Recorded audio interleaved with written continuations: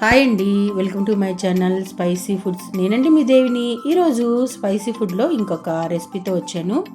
ఈరోజు ఈ రెసిపీ వచ్చేసి గుత్తి దొండకాయ ఫ్రై అండి. ఈ ఫ్రై వచ్చేసి అన్నంలోకి బాగుండిద్ది, అలాగే రోటీ చపాతీలో కూడా చాలా బాగుండిద్దండి. అలాగే కాకుండా అన్నంలో మొత్తం ఈ దొండకాయ కర్రీ వేసుకొని, అంటే ఈ ఫ్రై వేసుకొని తిన్నా బాగుంటుందండి. ముందుగా నేను దొండకాయల్ని ఇలా వంకాయలు 4 భాగాలుగా ఎలా కోసుకుంటాము అలానే ఈ దొండకాయను కూడా 4 భాగాలుగా కోసుకున్నానండి. ఇవన్నీ కోసుకొని కొంచెం లైట్గా ఉప్పు అనేది పెట్టానమాట. ఇప్పుడు మనం గుత్తి దొండకాయ ఫ్రై చేసుకుందాము. స్టవ్ మీద ఒక ప్యాన్ పెట్టేసుకొని కొద్దిగా నూనె వేసుకున్నాను. ఈ గుత్తి దొండకాయ ఫ్రై చాలా బాగుంటుందండి. ఉత్తిగా తిన్నా బాగుంటుంది, అలాగే రైస్లో కూడా కలుపుకున్నా కూడా చాలా అంటే చాలా బాగుండిద్ది. నూనె అయితే కాగిపోయింది. ముందుగా మనము కట్ చేసి పెట్టుకున్నాం కదా, ఈ దొండకాయలన్నీ నూనెలో వేసుకొని కొద్దిగా ఉప్పు వేసుకొని మూత పెట్టుకొని బాగా మగ్గించుకోవాలండి. ఎందుకంటే బాగా నూనెలో మగ్గాలన్నమాట. దీనికి నేను కారం అనేది ప్రిపేర్ చేశానండి, అది నెక్స్ట్ వీడియోలో అప్లోడ్ చేస్తాను.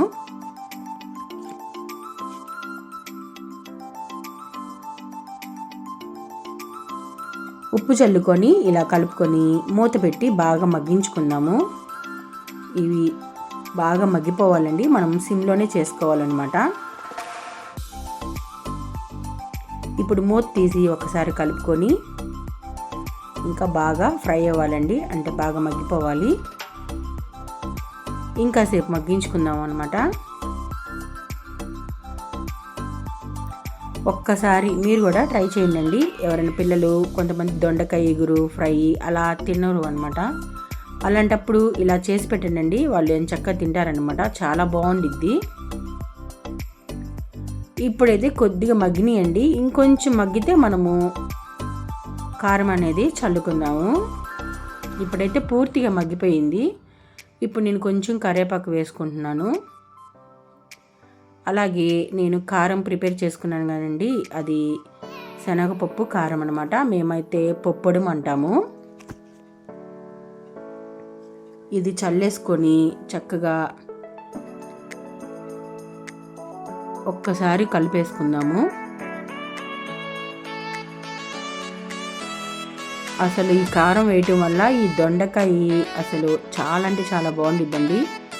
ఒక్కసారి కలుపుకొని మళ్ళీ మూత పెట్టి మగ్గించుకుందామండి. ఎందుకంటే ఈ పొడంతా బాగా ఈ దొండకాయకి పట్టి టేస్ట్ చాలా బాగుంటుంది. ఈ కొద్ది కారంతోనే మనము ఈ దొండకాయ అంతా వేసుకొని తినచ్చు అనమాట, అంత బాగుంటుంది.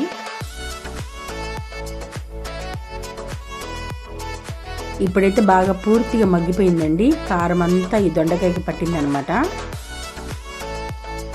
ఇంకెక్కువసేపు ఉంటే మాడిపోయిద్దండి. అందుకని మనము సన్నగా కట్ చేసి పెట్టుకున్న కొత్తిమీర కూడా వేసేసుకొని ఒక సర్వింగ్ బౌల్లో తీసుకొని సర్వ్ చేసుకుందాము. టేస్ట్ మాత్రం అసలు చెప్పక్కర్లేదండి.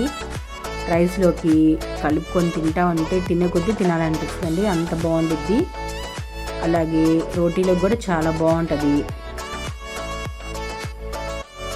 గుత్తి దొండకాయ ఫ్రై రెడీ అయిపోయింది.